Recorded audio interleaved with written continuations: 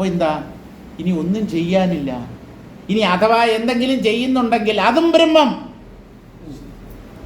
കർമ്മം ബ്രഹ്മം തന്നെ അല്ല, കർമ്മം ബ്രഹ്മത്തിൽ നിന്ന് വേറിട്ടതാണെന്ന്. കർമ്മത്തിലൂടെ ബ്രഹ്മത്തെ പ്രാപിക്കാൻ സാധ്യം അല്ല എന്നാണ് ഉപനിഷത്തുകളൊക്കെ പറയുന്നത്.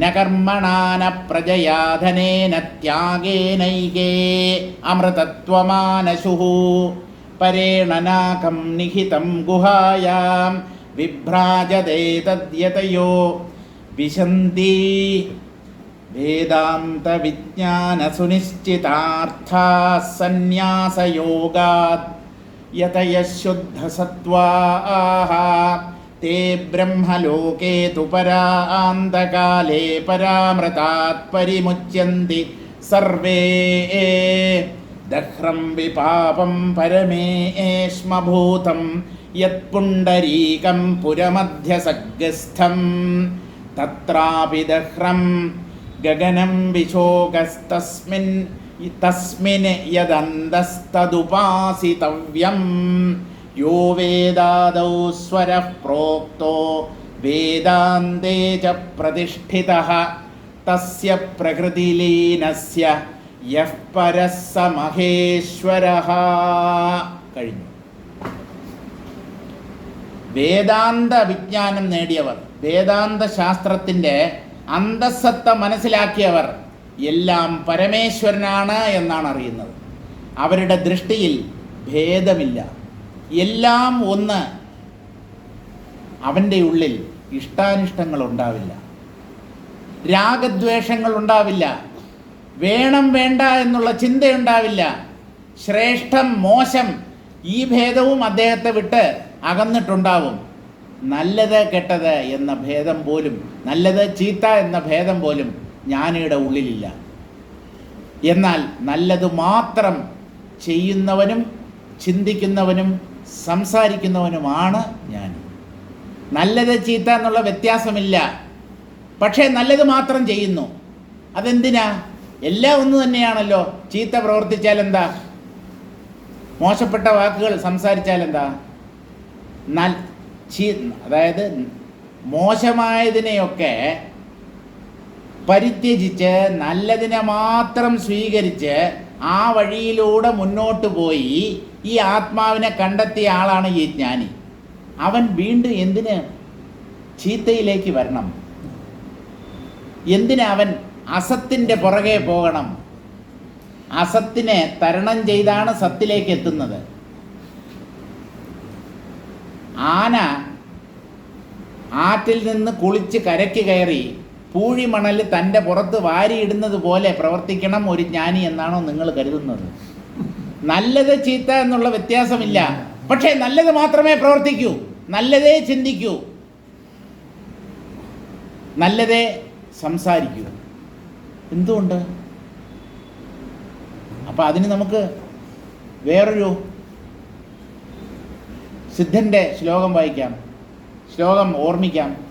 நல்லதல்ல கெட்டதல்ல நடுவில் நிற்பதொன்றுதான் நல்லதென்ற போதது நல்லதாகி நின்று பின் நல்லதல்ல கெட்டதென்றால் கெட்டதாகும் ஆதலால் நல்லதென்று நாம் உணர்ந்து நாமம் சொல்ல வேணுமே. ശിവവാക്യർ പാഠം. ശിവവാക്യർ എന്ന് പറഞ്ഞിട്ട് ഒരു ശുദ്ധപുരുഷനുണ്ടായിരുന്നു. നല്ലതല്ല കെട്ടതല്ല, ഈ ആത്മാവെന്ന് പറയുന്നത് it is neither good nor bad. നടുവിൽ നിற்பതൊன்றതാൻ, അത് നല്ലതോ ചീത്തയോ അല്ല, ന്യൂട്രൽ. നല്ലത് എന്ന് പറഞ്ഞാൽ പോസിറ്റീവ്, കെട്ടത് എന്ന് പറഞ്ഞാൽ negative. It is like zero, neutral. നടുവിൽ നിற்பതൊன்றതാൻ എന്ന് പറഞ്ഞാൽ നടുക്ക് നിൽക്കുന്നതാണ്. അതായത് ഗുണങ്ങളെ, മായാഗുണങ്ങളെ, ത്രിഗുണങ്ങളെ എല്ലാം താണ്ടി നിൽക്കുന്നതാണത്. അതിനെ നിങ്ങൾ നല്ലതാണ് എന്ന് വിചാരിച്ചാൽ നിങ്ങൾക്ക് അത് നല്ലതുപോലെ ആയിത്തീരും. നല്ലതെன்ற പോതത് നല്ലതാകി നിன்று പിൻ നല്ലതല്ല കെട്ടതെന്റാൽ കെട്ടതാകും. അത് നല്ലതല്ല, അത് ചീത്തയാണ്, ഈശ്വരനില്ല, ദൈവമില്ല എന്ന് വാദിക്കുന്നവൻ്റെ മുമ്പിൽ അത് ദൈവത്തിൻ്റെ ഇല്ലായ്മയായി പ്രകടമാകും. ശൂന്യവാദികളുടെ ശൂന്യം എന്ന് പറയുന്നത് ബ്രഹ്മമാണ്. They don't know that. ശൂന്യതയായി പ്രകാശിക്കുന്നത് പോലും ബ്രഹ്മമാണ്. അതിനെ നല്ലത്, ഉള്ളത്, അത് ശ്രേഷ്ഠമാണ്, അത് അഭിലഷണീയമാണ്, അതിനെ സാക്ഷാത്കരിക്കണം എന്ന് തീരുമാനിച്ച് അതിനെ സമീപിച്ചാൽ അത് നല്ലതായി തന്നെ നിങ്ങൾക്ക് അനുഭവപ്പെടും. നിങ്ങൾക്ക് ആ ആത്മാവിനെ സാക്ഷാത്കരിക്കാനും പറ്റും. ഇനി അതല്ല, അത് വകയ്ക്ക് കൊള്ളാത്തതാണ്, ഒന്നിനും കൊള്ളാത്തതാണ്, നല്ലതല്ല കെട്ടതെന്നാൽ കെട്ടതാകും. നിങ്ങളതിനെ ഇല്ലാത്തത്, മോശമാണ് എന്നൊക്കെ വിചാരിച്ചാൽ നിങ്ങൾക്കത് അങ്ങനെ കാണപ്പെടും. നിങ്ങളുടെ തീരുമാനത്തിനനുസരിച്ച് അത് മാറുമെന്നർത്ഥം. അത് വാസ്തവത്തിൽ നല്ലതോ ചീത്തയോ അല്ല എന്നർത്ഥം. നല്ലതല്ല കെട്ടതെന്നാൽ കെട്ടതാകും ആതലാൽ എന്ന് പറഞ്ഞാൽ അതുകൊണ്ട് നല്ലതെன்று നാം ഉണർന്ന് നാമം ചൊല്ല വേണമേ. അത് നല്ലതാണ്, ഉള്ളതാണ്, അത് സത്യമാണ്, അത് മാത്രമേ യഥാർത്ഥത്തിലുള്ളൂ എന്ന് മനസ്സിലാക്കി ഈശ്വരനാമങ്ങൾ ജപിക്കുവിൻ, ഭഗവാനെ കീർത്തിക്കുവിൻ, ഈശ്വരനെ ആരാധിക്കുവിൻ. ഈശ്വരനില്ല എന്ന് പറഞ്ഞ് നടക്കരുത്. വിഗ്രഹാരാധനയെ ദ്വേഷിക്കരുത്. അത് ഒരു ഘട്ടമാണ്, ആരംഭഘട്ടമാണ്, പ്രൈമറി സ്റ്റേജാണ്. ജ്ഞാനികൾ അജ്ഞാനികളെ പരിഹസിക്കാറില്ല. നിങ്ങൾ ഈ കാര്യം ശ്രദ്ധിച്ചിട്ടുണ്ടോ? അല്പന്മാരാണ് മറ്റുള്ളവരെ പരിഹസിക്കുന്നത്. ജ്ഞാനി ഒരിക്കലും അജ്ഞാനിയെ പരിഹസിക്കില്ല. Because once he was also an അജ്ഞാനി. PhD എടുത്തവൻ 1ാം ക്ലാസ് പഠിക്കുന്ന കുട്ടിയെ മണ്ടൻ, നിനക്കൊന്നും അറിഞ്ഞൂടാ, അങ്ങനെ പറയരുത്. ഇവ 1ാം ക്ലാസ്സിൽ പഠിച്ചിട്ടാണ് വന്നത്. പഠിച്ച് സ്റ്റെപ്പ് ബൈ സ്റ്റെപ്പായിട്ട് മുകളിലേക്ക് വന്നവനാണ്. അങ്ങനെയാണെങ്കിലേ ഈ മുകളിലേക്ക് പോകും തോറും താഴെയുള്ള ഈ ലോവർ ക്ലാസ് അതൊക്കെ എന്തുകൊണ്ട് അബോളിഷ് ചെയ്യുന്നില്ല ഗവൺമെൻറ്? ഇപ്പോൾ ഉള്ള ഒരു സെറ്റ് വിദ്യാർത്ഥികൾ ഇവരെല്ലാവരും 10ാം ക്ലാസ് പാസ്സായി. 9ാം ക്ലാസ്സിലുള്ളവർ 10ാം ക്ലാസ്സിലേക്ക് പോകും. ഈ 1ാം ക്ലാസ് 2ാം ക്ലാസ്സൊക്കെ അബോളിഷ് ചെയ്തൂടെ? എന്തിനാണ് കുറേ സാറന്മാർ അവിടെ എഴുതിയത്? അവർക്ക് ശമ്പളവും കൊടുത്ത് ഇനി മുതൽ 9 മാത്രം മതി, 9ഉം 10ഉം മാത്രം മതി എന്ന് എന്തുകൊണ്ട് സർക്കാർ ഉത്തരവിറക്കുന്നില്ല എന്ന് ചോദിച്ചാൽ ആദ്യം വന്ന് ചേരുന്നത് 1ാം ക്ലാസ്സിലാണ്. ABCD പഠിക്കുന്നത് 1ാം ക്ലാസ്സിലാണ്. ആ ഈ പണ്ട് അങ്ങനെയാണ്. അമ്മ, അണ, ആമ, അല്ലേ? ഈറ, ആന, ആമ, ഇല, ഈറ, ഉറി, ഊത്ത്, ഊഞ്ഞാൽ, ഏണി. അത് കഴിഞ്ഞിട്ട് പിന്നെയാണ് മാറിയത്. പുതിയ ഇത് ചെയ്തപ്പോഴ് തുടങ്ങുന്നത് തറയല്ല, തുടങ്ങുന്നത് പറ. അല്ല, അതല്ല. പാഠം 1 പറ. പായാണ് മലയാളത്തിൽ എഴുതാൻ ഏറ്റവും എളുപ്പം. പറ. പാഠം 1 പറ, പാഠം 2 പന, പാഠം 3 തറ, പാഠം 4 തല. ഇതിനു മുമ്പും പറഞ്ഞിട്ടുണ്ട്. ഇപ്പോഴെങ്കിലും അത് പറയാതിരിക്കുമെന്ന്. പറക്കണക്കിന് പനങ്ങളിൽ കുടിച്ചിട്ട് തറയിൽ കിടക്കണം. ആ, റീത്ത്, അവസാനം മാല. അതോടുകൂടി ആ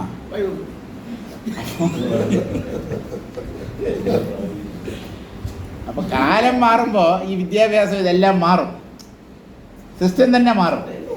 അപ്പോൾ ഭഗവാന്റെ അനുഗ്രഹം എന്ന് പറയുന്നത് വേറൊന്നുമല്ല, ഇപ്പം തന്നെ ഈശ്വരൻ്റെ അനുഗ്രഹം എനിക്ക് ലഭിച്ചിട്ടുണ്ട് എന്ന് നമുക്ക് എന്ന് വിചാരിച്ച് നമുക്കൊരു തൃപ്തിയും സന്തോഷവും ഉണ്ടെങ്കിൽ ഈശ്വര അനുഗ്രഹം നമ്മൾ നേടിക്കഴിഞ്ഞു. ഈ സന്തോഷം, ശാന്തി, തൃപ്തി, സമാധാനം എന്നൊക്കെ പറയുന്നുണ്ടല്ലോ, അതാണ് ഏറ്റവും വലിയ ഈശ്വരാനുഗ്രഹം. ഇത് മനുഷ്യൻ മനസ്സിലാക്കുന്നില്ല. ഇവന് സുഖം, സന്തോഷം എന്നൊക്കെ പറയുന്നത് വേറെന്തൊക്കെയോ ആണ്. പദവി, സ്ഥാനമാനങ്ങൾ, പണം, പ്രസിദ്ധി, ഇതിനെയൊക്കെ വേണമെന്നാണ് മനുഷ്യർ ആഗ്രഹിക്കുന്നത്. അതൊക്കെ നേടിയവനൊന്നും സ്വസ്ഥതയില്ല. അത് ഈ മണ്ടം മനസ്സിലാക്കുന്നില്ല. ഈ പണവും പൊന്നും പൊരുളും ഒക്കെ ഉള്ളവന് അവന് കിടന്ന ഉറക്കം വരത്തില്ല. സ്ലീപ്പിംഗ് പിൽസ് കഴിച്ചിട്ടാണ് അവൻ ഉറങ്ങുന്നത്. അത് ഇവന് മനസ്സിലാകുന്നില്ല. ഇവന് സ്ലീപ്പിംഗ് പിൽസോ ഒന്നും കഴിക്കാതെ തന്നെ ഇവൻ ഉറങ്ങുന്നുണ്ട്. വേറെ എന്ത് വേണം നമുക്ക് ജീവിതത്തിൽ? സ്വസ്ഥത അതുണ്ടെങ്കിൽ മറ്റൊന്നും ഇല്ലെങ്കിലും കുഴപ്പമില്ല.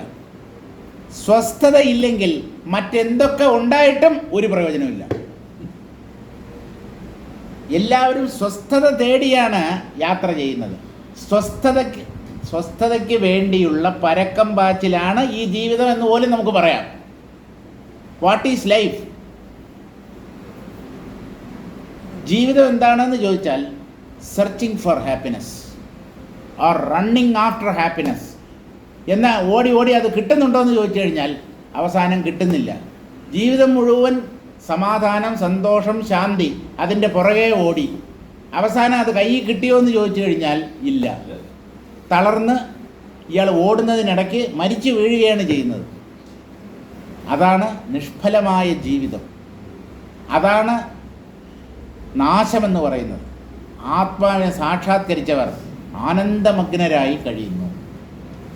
തദ്വിദാം തത്വവിദാം ദൃശ. തത്തിനെ അറിഞ്ഞവർ അല്ലെങ്കിൽ തത്വജ്ഞാനികൾ അവരുടെ ദൃഷ്ടിയിൽ ചിന്മാത്ര സത്താസാമാന്യാദൃതേ അന്യതേ ജഗദ്രൂപം ന വിദ്യതേ. പ്രപഞ്ചമായി കാണപ്പെടുന്നത്, പ്രപഞ്ച പദാർത്ഥങ്ങളായി കാണപ്പെടുന്നത് ആത്മാവല്ലാതെ മറ്റൊന്നുമില്ല എന്ന സത്യം തിരിച്ചറിഞ്ഞവരാണ് ജ്ഞാനികൾ.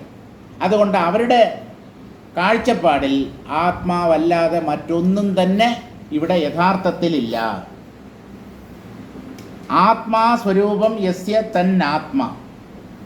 എല്ലാം ആത്മമയമായിട്ടാണ് അവർ കാണുന്നത്.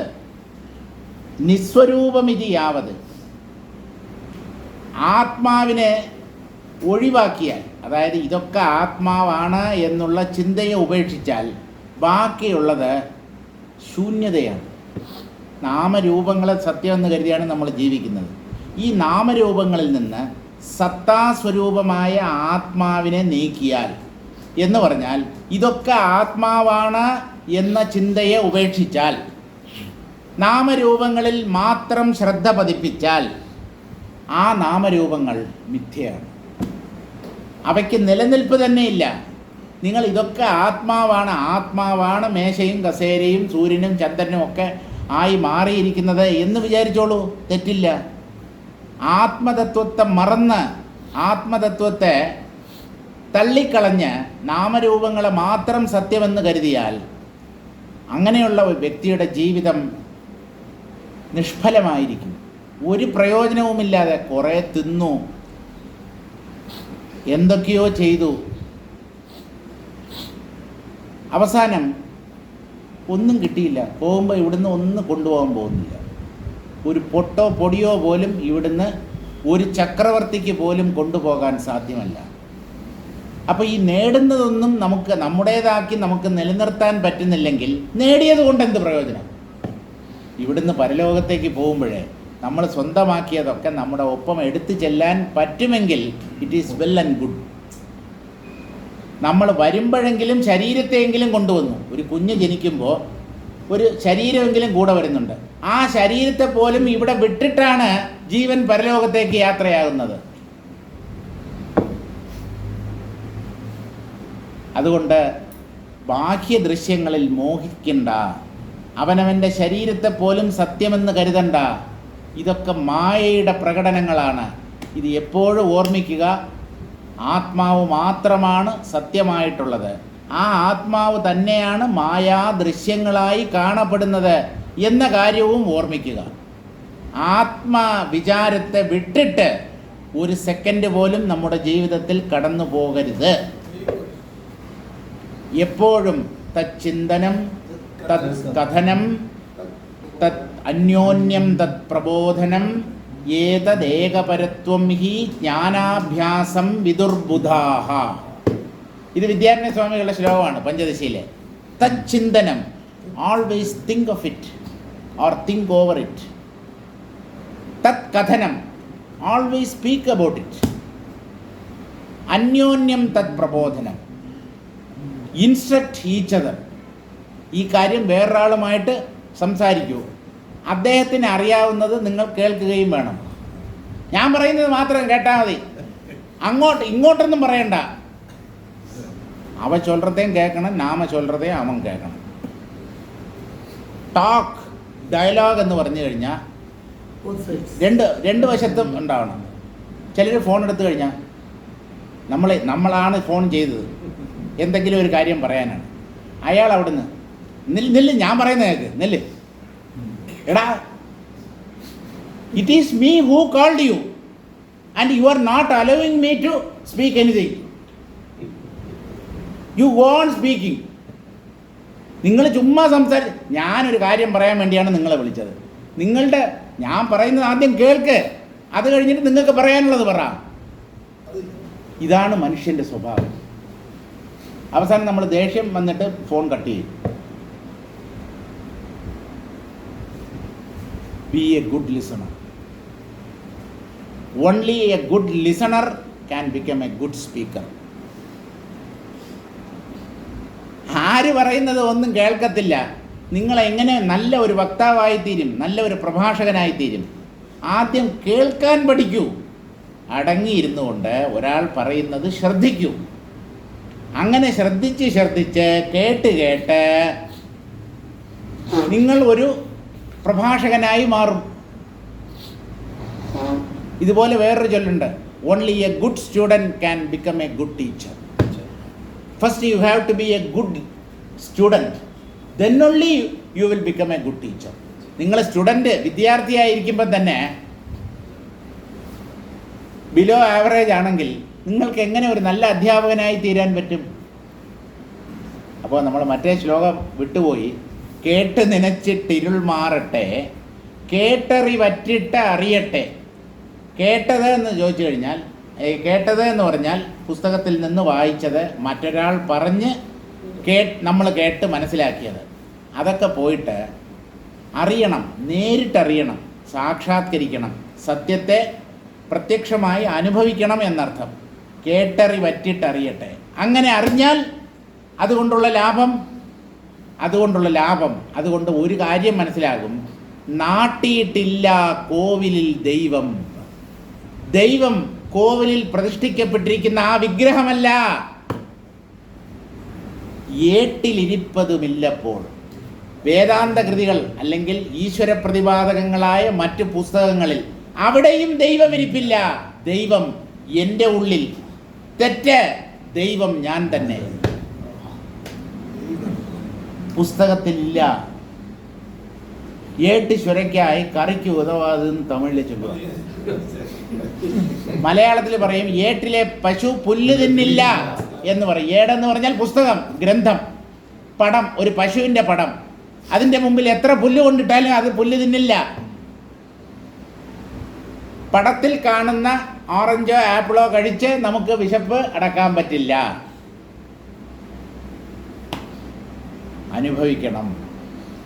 കേട്ടറിയുന്നത് അനുഭവിക്കാൻ വേണ്ടിയാണ്. കേട്ടുകൊണ്ടേയിരുന്നാൽ നിങ്ങൾ എന്താണ് അനുഭവിക്കുക? അതുകൊണ്ട് നാളെ വരുന്നില്ല എന്ന് പറയരുത്. നാളെ അല്ല, അടുത്ത ശനിയാഴ്ച.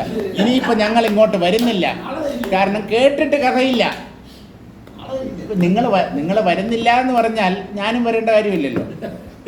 കേൾക്കാൻ ആളുള്ളത് കൊണ്ടാണല്ലോ ഞാനിവിടെ എത്തുന്നത്. അപ്പോൾ കേൾക്കുന്നത് നിർത്തണ്ട, പക്ഷേ ഇനിയും കേൾക്കണം എന്നുള്ള വാഞ്ച, ആ കൊതി, ശ്രവണത്തിൽ പോലും നിങ്ങൾക്ക് സംഘമുണ്ടാവരുത്. ഇനിയും കേൾക്കണം. എന്ത് കേൾക്കാൻ? ഇതുവരെ കേൾക്കാത്ത എന്തെങ്കിലുമാണോ നിങ്ങൾ ഇനി കേൾക്കാൻ പോകുന്നത്? ബാലകൃഷ്ണ സാർ പറയുന്ന പോലെ ഈ ഒരു കാര്യമേ നമുക്ക് പറയാനുള്ളൂ. പുതിയതായിട്ട് എന്തെങ്കിലും പറയും എന്ന് വിചാരിച്ച് ആരും ഇങ്ങോട്ട് എഴുന്നള്ളണ്ട. ഇതിനു മുമ്പ് പറയാത്ത ഏതെങ്കിലും പുതിയ വിഷയം ഇന്ന് പറയും, സാറ് പറയും എന്ന് വിചാരിക്കണ്ട. സാറിനും ശാസ്ത്രങ്ങൾക്കും ഋഷിമാർക്കും പറയാനുള്ളത് ഒന്ന് മാത്രം. ആ ഒന്നെന്താണ്? ബ്രഹ്മം. ആ ബ്രഹ്മത്തെക്കുറിച്ച് എന്താണ് ഇവരൊക്കെ പറയുന്നത്? അത് മാത്രമേ ഉള്ളൂ. മറ്റുള്ളതെല്ലാം മായ, മിഥ്യ. അല്ല, ഇത് ഞങ്ങൾക്ക് മനസ്സിലായി, എന്നാ വരണ്ട, എന്നാ ഇനി മുതൽ വരണ്ട. മനസ്സിലായില്ലെങ്കിൽ വരൂ, ഇനിയും കേൾക്കൂ. തത്വബോധം ഉറപ്പിക്കൂ. ജ്ഞാനം പ്രകാശിച്ചു കഴിഞ്ഞാൽ ഇനി കേട്ടില്ലെങ്കിലും കുഴപ്പമില്ല. ഉറപ്പ് വന്നാൽ ഈ പറച്ചിലും നിർത്താം. അല്ല, ഉറപ്പ് വന്നവരാണല്ലോ പലപ്പോഴും സംസാരിച്ചിട്ടുള്ളത്, ഗ്രന്ഥരചന നടത്തിയിട്ടുള്ളത്. അത് വെറും തമാശ. സത്യം അറിഞ്ഞു കഴിഞ്ഞവന് എല്ലാം തമാശ. തമാശ ദേഖോ,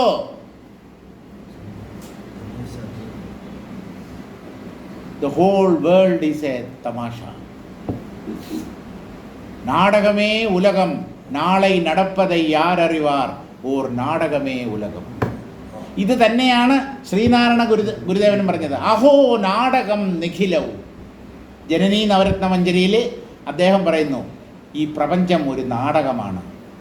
ഇവിടെ കുറേ കഥാപാത്രങ്ങളുണ്ട്, അവരെന്തൊക്കെയോ ചെയ്യുന്നു എന്ന് നമ്മൾ വിചാരിക്കുന്നു. കഥാപാത്രങ്ങളിൽ പോലും നാനാത്വമില്ല. ഒരൊറ്റ നടൻ, ആ നടൻ കെട്ടിയ വേഷങ്ങളാണ് ഈ കഥാപാത്രങ്ങളെല്ലാം.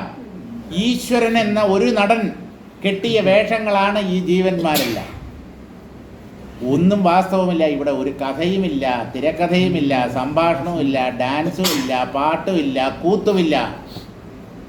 എല്ലാം ഉള്ളതുപോലെ തോന്നുന്നു. ഒന്നുമില്ല രമേശ്. ഇതേ ഒരു ജ്ഞാനിക്ക് പറയാനുള്ളൂ.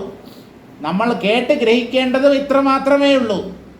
ഒരുപാടൊന്നും പഠിക്കാനില്ല. പഠിക്കരുതെന്നാണ് ഉപനിഷത്ത് പറയുന്നത്. ഒരുപാട് വായിക്കരുത്, ഒരുപാട് പഠിക്കരുത്. കാര്യം മനസ്സിലാക്കി കഴിഞ്ഞാൽ അടങ്ങി ഒരിടത്തിരിക്കുക. അത് വായിക്കണം, ആ ഭാഷ്യം വായിക്കണം. ബ്രഹ്മസൂത്ര ഭാഷ ഇതുവരെ വായിക്കാൻ പറ്റില്ല. അല്ല, ഇപ്പം എന്താ ദോഷം? ഊട് കഴിക്കാൻ പറ്റുന്നില്ല, എന്തെങ്കിലും ബുദ്ധിമുട്ടുണ്ടോ? ഭക്ഷണം ഉള്ളിലേക്ക് ഇറങ്ങുന്നില്ലേ? തൊണ്ടയിൽ കുരുങ്ങുന്നുണ്ടോ ഭക്ഷണം? ഇല്ലല്ലോ. അപ്പോൾ പിന്നെ ഒരുപാട് വായിക്കണ്ട, പഠിക്കണ്ട. ഇല്ല, നിങ്ങൾക്ക് സമയവും സൗകര്യവും ഒക്കെ ഉണ്ടെങ്കിൽ വായിച്ചോളൂ. പക്ഷെ അറിയാനുള്ളത് വളരെ സിമ്പിളായിട്ടുള്ള ഒരു കാര്യമാണ്. സിമ്പിളല്ല, അതാണ് ഏറ്റവും വലുത്. സിമ്പിൾ എന്ന് പറഞ്ഞാൽ അനായാസം ഗ്രഹിക്കേണ്ട ഒന്നാണ് ഈ ജ്ഞാനം എന്ന് പറയുന്നത്. കൂടുതലൊന്നും മനസ്സിലാക്കാനില്ല, കൂടുതലൊന്നും ചിന്തിക്കാനുമില്ല. എല്ലാം ബ്രഹ്മം. അത് ഉറപ്പ് വരുന്നില്ല. ഇടയ്ക്കിടയ്ക്ക് നമ്മൾ മായയിൽ പെട്ടുപോകുന്നു, പലതിനെയും കണ്ട് ഭ്രമിക്കുന്നു. ആ നില തുടരുന്നിടത്തോളം മനനം തുടരുക. അങ്ങനെ മനനം തുടർന്ന ഈ ആത്മാവിൽ ചെന്നെത്തുമ്പോൾ അമ്പലങ്ങളിൽ പ്രതിഷ്ഠിക്കപ്പെട്ടിട്ടുള്ളതല്ല ദൈവം. രാമായണം, ഭാഗവതം പോലെ ആ ഈശ്വരതത്വ പ്രതിപാദകങ്ങളായ ഗ്രന്ഥങ്ങളിലും ഈശ്വരനില്ല. ഈശ്വരൻ ഞാനായി പ്രകാശിക്കുന്ന ഒന്നാണ്. സകലരുടെയും ഉള്ളിൽ ഞാൻ എന്ന അനുഭവമായി അത് പ്രകാശിക്കുന്നു. എപ്പോഴും പ്രകാശിച്ചു നിൽക്കും. അത് വാസ്തവത്തിൽ ആത്മാവാണ്. ഈ ജീവഭാവം മിഥ്യയാണ്. ഇത്രയേ നമുക്ക് അറിയാനുള്ളൂ. അപ്പം ഇതിലൊരു ഇരുത്തം വന്നു കഴിഞ്ഞാൽ, ഒരു ഉറപ്പ്, ഒരു ഉറുതിപ്പാട്, അത് തമിഴാണ്, കൺവിക്ഷൻ, അത് കിട്ടിക്കഴിഞ്ഞാൽ പിന്നെ ഒന്നും ചെയ്യണ്ട. ഇനി എന്തിന് അല്ല, പറയാനില്ലേ? എനിക്കൊന്നും പറയാനില്ല. ഒന്നും പറയാനില്ല എന്ന് പറഞ്ഞാൽ നിങ്ങളോട് പറഞ്ഞിട്ട് കാര്യമില്ല എന്നല്ല. എനിക്ക് പ്രത്യേകിച്ച് നിങ്ങളെ അറിയിക്കാനായി ഒന്നും പറയാനില്ല. കാരണം പറയേണ്ടതൊക്കെ പറഞ്ഞു കഴിഞ്ഞു. എത്രയോ ആൾക്കാർ എത്രയോ കൊല്ലങ്ങളായി ഏതൊക്കെയോ ദേശങ്ങളിൽ ഏതൊക്കെയോ കാലഘട്ടങ്ങളിൽ ഈ ഒരു സത്യത്തെ പറഞ്ഞ് അവരൊക്കെ യാത്രയായി കഴിഞ്ഞു. അവർ പറയാത്തതൊന്നും ഞാൻ പറയേണ്ട കാര്യമില്ലല്ലോ. ഉണ്ടോ? പാലകൃഷ്ണ സാറിൻ്റെ അടുത്ത് ആരോ ചെന്ന് ചോദിച്ചു, സാറിൻ്റെ ഒരു സ്വതന്ത്ര കൃതി, സാർ ചെയ്തിട്ടുള്ളതെല്ലാം കമൻട്രീസാണ്, അതായത് സംസ്കൃതത്തിലുള്ള ഗ്രന്ഥങ്ങൾക്ക് വ്യാഖ്യാനം എഴുതി സാറ്, അത്രയേ ഉള്ളൂ. സാറിൻ്റെ ഒരു ഇൻഡിപെൻഡൻറ്റ് വർക്ക്, അതായത് ഒറിജിനൽ മൂലകൃതി രചിച്ചത് പ്രൊഫസർ ജി ബാലകൃഷ്ണൻ നായർ. അങ്ങനെ ഒരു കൃതി എഴുതിക്കൂടെ എന്ന് ചോദിച്ചു. സാറ് ചിരിച്ചുകൊണ്ട് പറഞ്ഞു, ഇതൊക്കെയാണ് മഹാന്മാർ, അദ്ദേഹം മഹാനാണ്, ജ്ഞാനിയാണ് എന്നുള്ളതിൻ്റെ തെളിവ്. നമ്മളാണെങ്കിൽ ഉടനെ ഇറങ്ങി പുറപ്പെടും. എന്നാൽ പിന്നെ എഴുതി കളയാം ഒരു കൃതി. അത് DC ബുക്സ് പബ്ലിഷ് ചെയ്യുവോ, കറണ്ട് ബുക്സ് പബ്ലിഷ് ചെയ്യുവോ, അല്ലെങ്കിൽ പറയുന്നവൻ താങ്കൾ പബ്ലിഷ് ചെയ്യാൻ തയ്യാറാണോ എന്ന് ചോദിക്കും. ഒന്നും അറിയാത്തവന്മാർ ഒരു ചെറിയ കൃതി എഴുതിയിട്ട് എന്തൊക്കെ ബഹളമാണ് വെക്കുന്നതെന്നറിയാമോ? തന്നെ കാണാൻ വരുന്നവരോടൊക്കെ ഞാനൊരു പുസ്തകം എഴുതിയിട്ടുണ്ട്, വായിച്ചിട്ടുണ്ടോ? ഇപ്പം തൽക്കാലം ഒരു കോപ്പി തരാം ഫ്രീ ആയിട്ട്. വേറെയും പുസ്തകങ്ങളുണ്ട്, എല്ലാം വായിക്കണം കേട്ടോ. ഇയാളൊരു അഡ്വർടൈസറാണ്. അയാളുടെ പുസ്തകത്തിന് പരസ്യം നൽകുന്ന ആളാണോ? സാറെന്ത് പറഞ്ഞെന്നറിയാമോ? വ്യാസനും വാൽമീകിയും ശങ്കരനും പറഞ്ഞതിനേക്കാളും കൂടുതലായി എനിക്കൊന്നും പറയാനില്ല. പിന്നെ എന്തിനാണ് അങ്ങ് ഈ ഭാഷ്യങ്ങളൊക്കെ രചിച്ചതെന്ന് ചോദിച്ചാൽ അതൊക്കെ സംസ്കൃത ഭാഷയിലായിപ്പോയി. എല്ലാവർക്കും സംസ്കൃതം അറിയത്തില്ല. അതുകൊണ്ട് മലയാളികൾക്ക് പച്ച മലയാളത്തിൽ ഇവരൊക്കെ പറഞ്ഞ കാര്യങ്ങൾ മനസ്സിലാകണം എന്നുള്ള ഒരു സതുദ്ദേശത്തോടു കൂടി അതൊക്കെ വിവർത്തനം ചെയ്തു, അല്ലെങ്കിൽ അതിനൊക്കെ വ്യാഖ്യാനം എഴുതി. അവർ പറയാതെ വിട്ടുപോയ കാര്യങ്ങളൊന്നും എനിക്ക് പറയാനില്ല. അതുകൊണ്ട് എൻ്റെ വകയായി ഒരു സ്വതന്ത്ര കൃതി ആവശ്യമില്ല.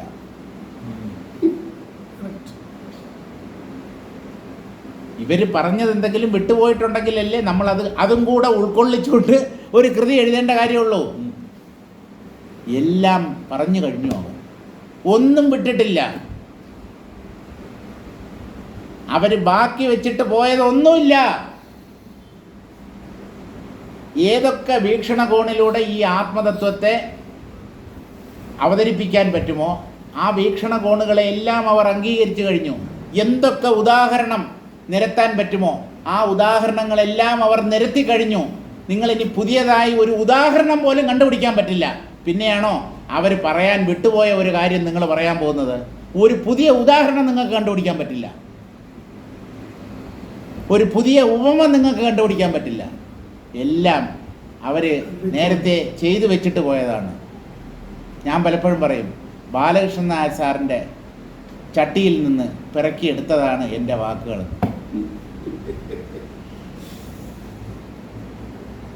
നല്ലപോലെ സംസാരിക്കുന്നുണ്ട്, സാറിനെക്കാളും ഗംഭീരമായി. എനിക്ക് അങ്ങനെയുള്ള വിചാരമില്ല. അദ്ദേഹത്തിൻ്റെ പിച്ചച്ചട്ടിയിൽ കൈയിട്ട് വാരിയവനാണ് ഞാൻ.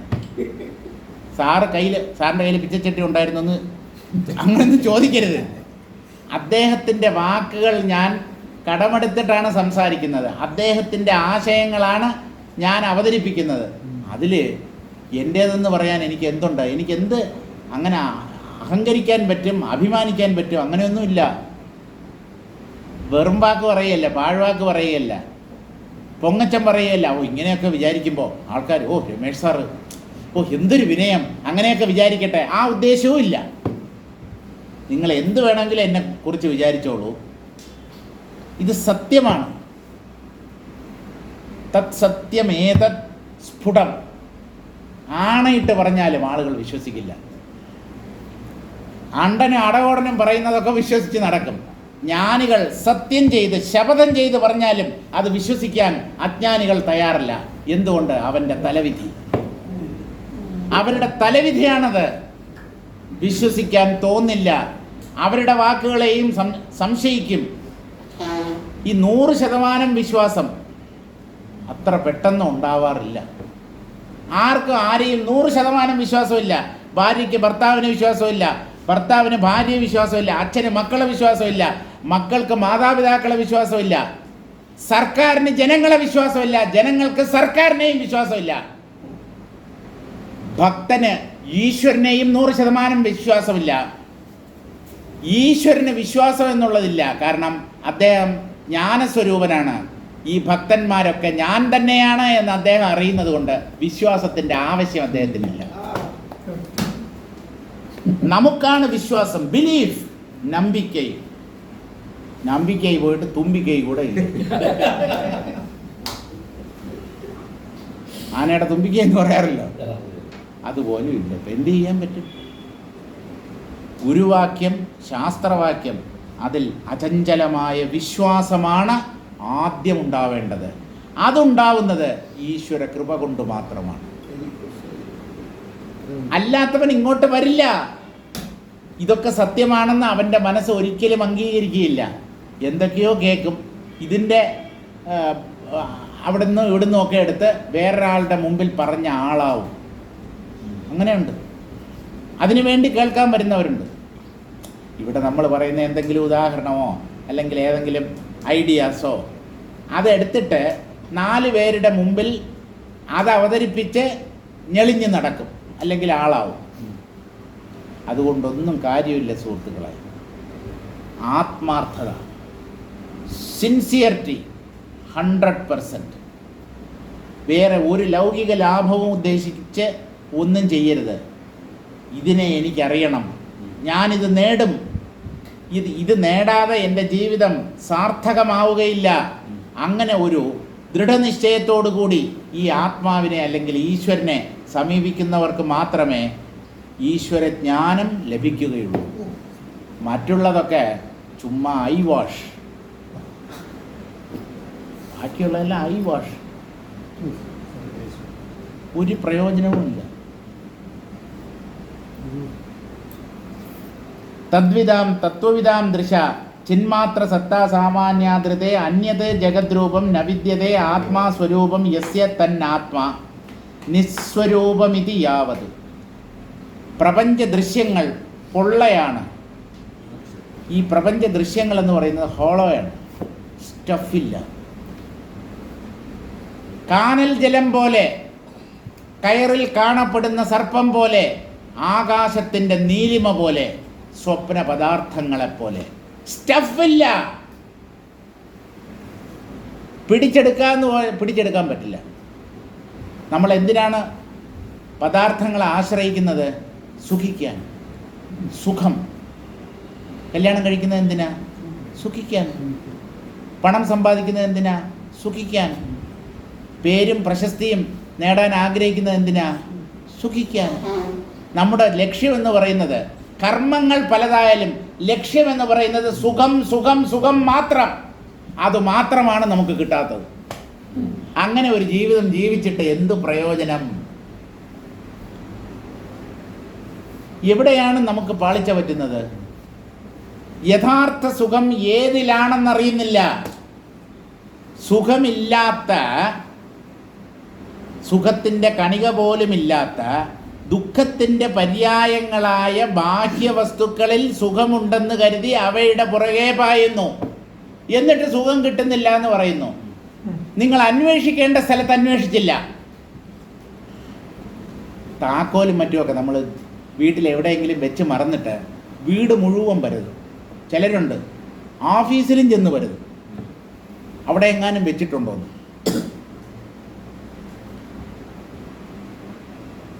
എവിടെയാണ് അന്വേഷിക്കേണ്ടത്, എവിടെയാണ് അന്വേഷിക്കേണ്ടതെന്നുള്ളത് നമുക്കറിയത്തില്ല. നമ്മൾ ഒരു വസ്തുവിനെ നഷ്ടപ്പെടുത്തി. ഇപ്പോൾ കുന്തം പോയാൽ കുടത്തിലും തപ്പണം എന്നൊരു ചൊല്ലുണ്ട്. കുടത്തിൻ്റെ അകത്ത് കുന്തം നിൽക്കത്തില്ല. എന്നാലും അവിടെ സാധ്യതയില്ല എന്ന് വിചാരിക്കേണ്ട. സകല മുക്കും മൂലയും തപ്പിക്കോളൂ, എവിടുന്നെങ്കിലുമൊക്കെ കിട്ടും. സത്യം നഷ്ടപ്പെട്ടിരിക്കുന്നത് അവനവൻ്റെ ഉള്ളിലാണ്. രാമതീർത്ഥസ്വാമികളാണ് പറയുന്നത്, truth, where is it lost? It is lost inside, not outside. നിങ്ങൾ തേടുന്നത് ബാഹ്യലോകത്തിലാണ്. അവിടെയും ഇവിടെയും ഒക്കെയാണ് നിങ്ങൾ ഈശ്വരനെ അന്വേഷിക്കുന്നത്. അവിടെയെല്ലാം ഈശ്വരനില്ലേ? ഉണ്ട്. പക്ഷേ ആ യഥാർത്ഥ ഈശ്വര തത്വം അതിൻ്റെ തനതായ രൂപത്തിൽ അവനവൻ്റെ ഉള്ളിലാണ് അതിനെ സാക്ഷാത്കരിക്കേണ്ടത്. എന്നിട്ട് പുറമേ നോക്കിയാൽ എല്ലാം ഈശ്വരമയമാണ് എന്നറിയാൻ പറ്റും. ആദ്യമേ തന്നെ അന്വേഷണം പുറമേ ആയാൽ ഒരിക്കലും ആ ദൈവതത്വത്തെ കണ്ടെത്താൻ സാധ്യമല്ല. അതുകൊണ്ട് സത്യം നഷ്ടപ്പെട്ടിരിക്കുന്നത് പുറത്തല്ല, അകത്താണ്. അദ്ദേഹം വളരെ പ്രശസ്തമായ ഒരു കഥ പറയും, സിമ്പിളായ ഒരു കഥ. ഒരു അമ്മൂമ്മയിൽ നിന്ന് പാട്ടി, വയസ്സാന ഒരു പാട്ടിയമ്മ, അവർ വീട്ടിൻ്റെ അകത്തിരുന്ന് എന്തോ തുന്നിക്കൊണ്ടിരിക്കുകയായിരുന്നു, എന്തോ തയ്ച്ചുകൊണ്ടിരുന്നു. അപ്പോൾ ചിമ്മിനി വിളക്കിലാണ് അവർ തെച്ചുകൊണ്ടിരുന്നത്. പെട്ടെന്ന് ആ ചിമ്മിനി വിളക്ക് അണഞ്ഞുപോയി. ഏതോ പ്രാണിയോ എന്തെങ്കിലും വന്നിട്ട്, അല്ലെങ്കിൽ എണ്ണ തീർന്നു പോയിട്ടോ അത് അണഞ്ഞുപോയി. ആ സമയത്ത് സൂചി തറയിൽ വീണു. ഇപ്പോൾ ഇവർക്ക് തയ്ക്കാൻ പറ്റുന്നില്ല. ആദ്യം സൂചി കിട്ടണമല്ലോ. ഈ അമ്മൂമ്മ എന്ത് ചെയ്തു എന്ന് പറഞ്ഞാൽ, റോഡിൽ സ്ട്രീറ്റ് ലൈറ്റ് ഉണ്ട്, നേരെ അവിടെ ചെന്ന് ആ സ്ട്രീറ്റ് ലൈറ്റിൻ്റെ ചുറ്റും സൂചി അന്വേഷിക്കാൻ തുടങ്ങി. കുറേ നേരം അന്വേഷിച്ചു, കിട്ടിയില്ല. അപ്പോഴാണ് വേറൊരാൾ ഇവരുടെ പ്രവൃത്തി കണ്ടുകൊണ്ട് വന്നത്. അമ്മച്ചി, എന്താണ് ഈ കുറേ നേരമായിട്ട് ഇവിടെ അന്വേഷിക്കുന്നുണ്ടല്ലോ, എന്തെങ്കിലും കളഞ്ഞു പോയോ? ആ, കളഞ്ഞു പോയി. എന്താ കളഞ്ഞു പോയത്? സൂചി. സൂചി എന്ന് പറഞ്ഞാൽ ഊശി. സൂചി കളഞ്ഞു പോയി. അപ്പം ഞാനും കൂടെ നോക്കാം, ഞാനും കൂടെ തേടാം. നോക്കി രണ്ടുപേർക്കുമായിട്ട് മൊത്തം തേടി. ആ പരിസരത്ത് സൂചിയുടെ പൊടി പോലും ഇല്ല. അപ്പോൾ ഇദ്ദേഹം ചോദിച്ചു, സൂചി ഇവിടെ തന്നെയാണോ കളഞ്ഞു പോയത്? അല്ല, സൂചി വീണത് വീട്ടിനകത്താണ്. വീട്ടിനകത്ത് വീണതാണെങ്കിൽ റോഡിലിറങ്ങി അന്വേഷിച്ചാൽ കിട്ടത്തില്ലല്ലോ, വീട്ടിനകത്ത് വേണ്ടേ അന്വേഷിക്കാൻ. അതിന് ആ അമ്മൂമ്മ പറഞ്ഞ ഉത്തരവാണ്, വീട്ടിനകത്ത് വെളിച്ചമില്ല, പുറത്ത് വെളിച്ചമുണ്ട്, അതുകൊണ്ട് ഞാൻ ഇവിടെ തേടുന്നു. എങ്ങനെയുണ്ട്?